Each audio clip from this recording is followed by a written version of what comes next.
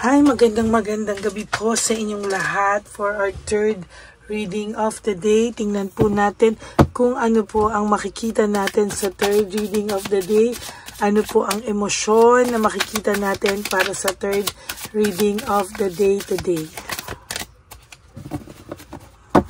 Okay. Balasahin lang muna po natin.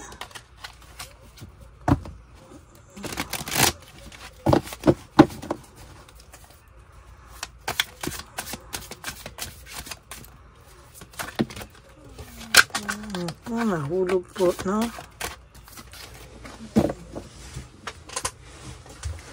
Ito lang po.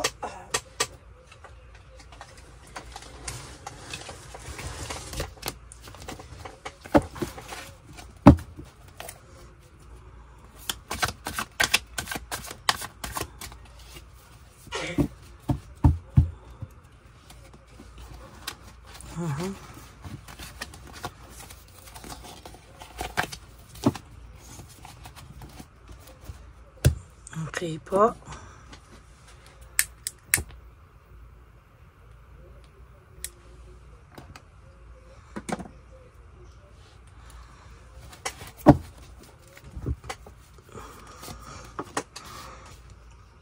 I wish to be like you, no? Pakiramdam niya po ngayon, sana daw kaya niya po yung iyong guts, yung iyong parang kaya niya po yung iyong guts sa lahat ng bagay or sa maraming bagay. Sana daw po ay kaya niya po yung guts mo, no, o yung confidence mo na dala-dala, no. Sometimes kasi ito pong taong to ay panay-pakitang tao lang na siya ay okay, siya ay maayos, pero sa totoo lang po mas duwag pa po ang taong to o ang person na ito sa'yo, no. I can't express myself. Sa totoo lang po, hindi niya po talaga ma-express yung sarili niya. Hindi niya po alam kung papaano niya ma-express yung sarili niya sa totoo lang sa'yo, no? Pagdating po sa'yo, sabi niya nga, you were right, no? Lahat daw po ng sinabi mo sa kanya, lahat po ng pinagdadaanan nyo, lahat po ng mga binitawan mong salita sa kanya, instinct mo ay totoo daw po, no? Sabi niya nga po is tama daw po at talagang hindi ka po nagkamali. Wala lang po siyang guts aminin na tama po lahat sa'yo, no? Yung mga sinabi mo, instinct mo, lahat tama. I don't know where to start, no? Sa totoo lang, hindi niya po alam kung saan ba siya magsisimula sa'yo. Kung saan daw ba siya magsisimula sa sitwasyon na meron ngayon. At hindi niya rin po alam kung paano at kung ano ang gagawin nitong person na to. Sa totoo lang, sa mga oras na siya ay nalulungkot, nag-iisip po ito paano yung mga next moves niya. Kasi naging lumala, no? Lumala po yung sitwasyon nyo. And somehow, parang ang pakiramdam niya, hindi na niya alam kung maaayos pa, kung saan daw magsisimula. Dahil dala-dala niya po yung bigat everyday, no? Sabi niya nga po dito, life without you is hopeless, dark, and depressing. I miss your light, no? Miss na miss po niya yung light, no? And also, sa nakikita ko din po dito, there's overstress and burnout, no? Nababurnout po siya sa mga sitwasyon ngayon. Most of the time, parang down yung pagkatao niya, no? O down yung personality niya, yung pakiramdam niya, hindi niya po alam. Parang gusto niyang lumayo talaga, walk away. Hindi lang po talaga yung walk away na iniwanan ka lang niya. Pero talagang gusto niya pong magsarili muna, umalis, no? Yung minsan ayaw nitong, sabi ko nga sa inyo, makipag-usap kung kani-kanino. Ayan, no? Parang kailangan niya daw po talagang mag-isip, no? Kailangan niya mag-isip. And kailangan niya rin daw po ng emotional healing, no? Kailangan niya po talaga yan sa ngayon. Kailangan niya pong mag-connect sa kanyang sarili, no?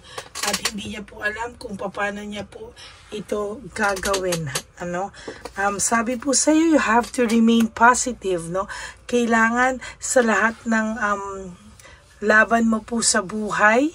Kailangan maging positive ka, no? Hindi mo, at saka ingat ka daw po, hindi ka daw po bara-bara.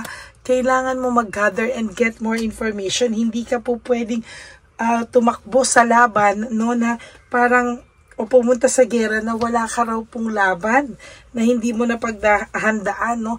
Dapat daw po handa ka po sa lahat ng oras. At sa totoo lang po ay handa ka din po talaga dito, no? At talagang hindi mo po alam, no? Pero kailangan mo rin pong magmuni-muni, no? Bago ka magsalita ng isang bagay, bago ka magbitaw ng mga salita, kailangan mo po talagang i-reconsider yung mga bagay-bagay, no? Bago ka daw po mag-take ng action. Yan, ano? Kasi minsan, pwede rin pong mag-backfire sa'yo, no?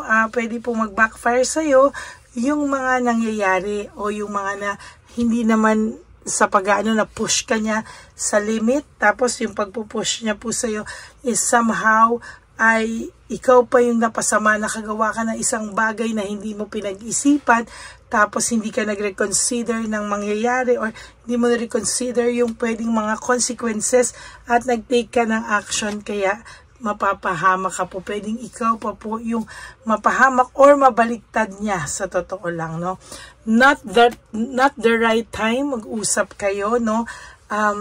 Mas maganda po yung dead maka muna, huwag ka muna pong makisabay, ano? There will come a time na magiging masaya ka po. There's joy, happiness. Darating po ang araw sa iyo na magiging masaya ka din daw po, no? And new beginnings, no? Magkakaroon ka po ng endings sa sitwasyon mo and a new beginnings, no? Kaya sa nakikita ko po dito, no? Doon po sa may mga ayan, the Empress, no? Doon po sa mga may third party na buntis o nagkaroon sila ng anak, sorry po, ang bata is a blessing, pero yung sitwasyon po nila is talagang makikita po natin ay lalong gugulo, no? Kailangan po niya ng rest, contemplation, leaving behind, walking away. Kailangan niya po ng rest. Kailangan niya po ng some time alone.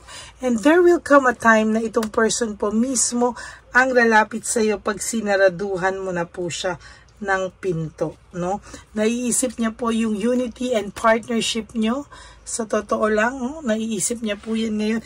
Pero wala po siyang magawa, no? Talagang wala po siyang magawa, no? Gusto niya pong mag-win at all costs, pero hindi niya po magawa yan sa ngayon, ano? Kahit daw po ano ang hard work ng taong to, there's always failure. Failure po ang nakikita ng mga tao sa kanya, no? Parang siya na rin po ang sinisisi. Kaya ang tao pong ito ay hindi niya daw alam, I don't know who I am anymore. Hindi na po niya kilala ang sarili niya. Ibang-iba na po siya sa taong minahal mo noon. Oh my God. Ay.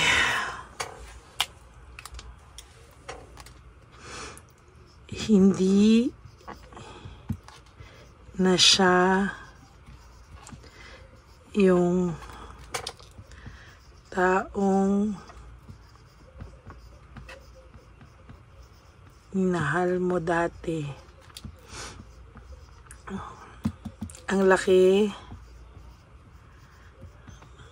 ng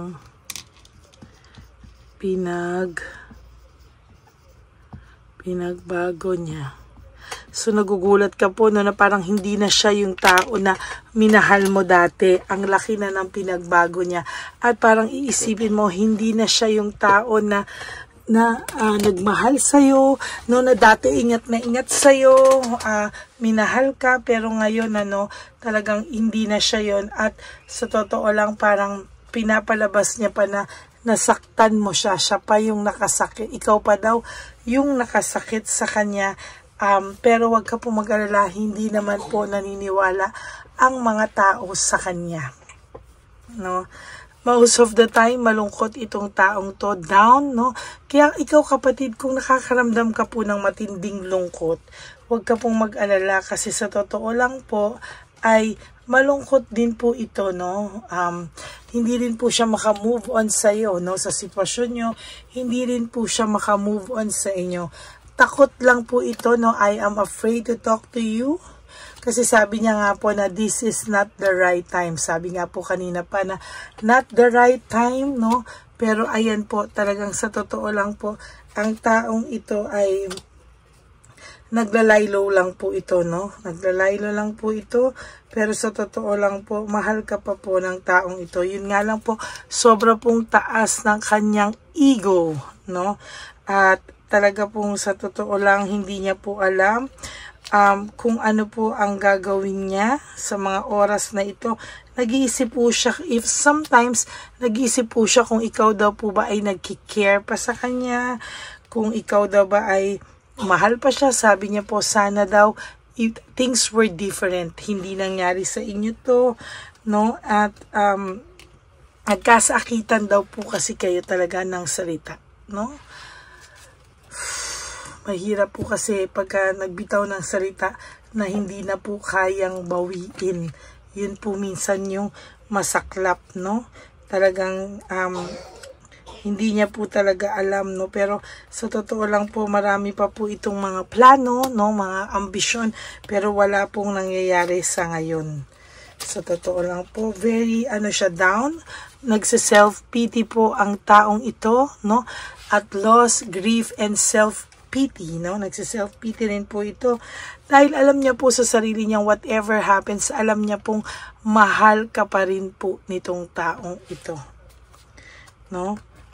Natukso lang po talaga siya eh. Ayan, no, natukso po siya. Naghanap siya ng adventure. Naghanap siya ng adventure actions. Ayan, ano. Sa totoo lang po na hindi niya po alam na makakasakit sa'yo ng bonggang-bongga, no. Sa totoo lang po, sobrang sakit po ng nararamdaman mo dito, no. Yan po ang ating nakikita sa ngayon. Kailangan mo daw po, tingnan natin kung anong kailangan mo gawin sa mga susunod na panahon. Aha.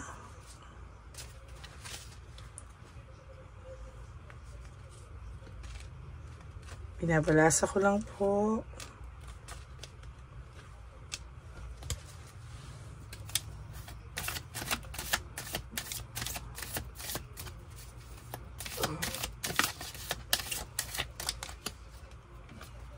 Happiness, no? There will come a time, sabi ko nga kanina, na magkakaroon ka ng happiness sa buhay mo, no?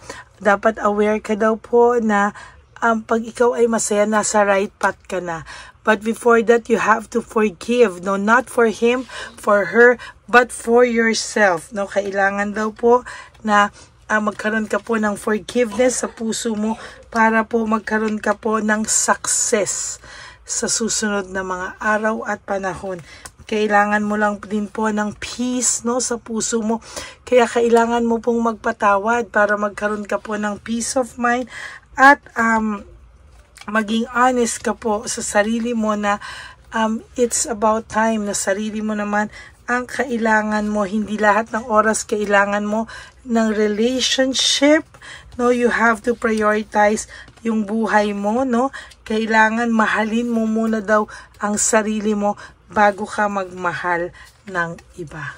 That's it for your third and final reading of the day. Hindi na siya yung taong minahal mo dati. Ang laki na ng pinagbago niya.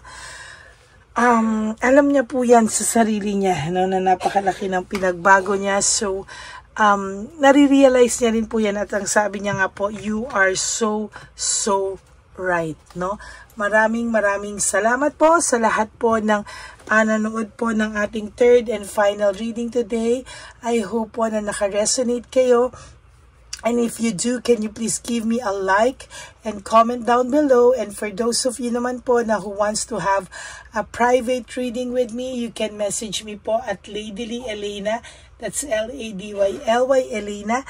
Nasa dulo po yan ng ating video. Diyan nyo lang po ako makokontak. That's my only official and legit FB account. Ayan. And for those of you po na who would like to give me a super thanks for this video, I would really love and be happy for that because malapit na po ang ating 1 love a day for street elderly. So, malaki po ang matutulong ng inyong super thanks. Maraming salamat po from the bottom of my heart. And, ang tangi ko po sa inyong wish is sana naman po no skipping of ads. Tulong nyo na po yan sa ating channel. At sana naman po ay huwag nyo na pong skip yung ads para naman po mas marami pa po tayong matulungan. And please help me reach 20,000 subscribers para unti-unti po nating ma-reach ang 100 subscribers. Maraming salamat po sa inyong lahat. And to all my ever loyal and solid Lady Alina friends, family, and subscribers, I love you all from the bottom of my heart. Mahal na mahal ko po kayong lahat. At ang lagi ko pong payo sa inyo is just to live one day at a time para hindi po kayo malungkot, para po i-prioritize nyo naman po yung inyong mga sarili. Maraming salamat po sa inyong lahat. And of course, ang lagi ko rin po sinasabi sa inyo is life is too short. Don't make it shorter by stressing yourself from all the pains and heartaches na binigay sa inyo ng kahapon. Just surrender everything to the divine universe and just let go and let God write your life and love story. Huwag po kayong malulungkot ha. Babalik po ako bukas for another set of reading. Mabuti nga po at nakapag third reading of the day po tayo ngayon. Kaya masaya po ako na nakapagbigay ako ng third reading bago po ako ulit bumalik sa pagpapak. Maraming salamat po and may God bless you all. Sana po ay napanood nyo na po yung first and second reading at yung first and second reading kanina bago po kayo tumalon para sa third and final reading, no? Masyado pong powerful ang araw na to, kaya hindi ko pinabuti ko po talagang magsingit para isang reading para po sa inyong lahat. Kaya maraming salamat po sa inyong lahat. God bless you all and I will all see you again tomorrow on my first reading of the day for Wednesday. Bye! God bless you all!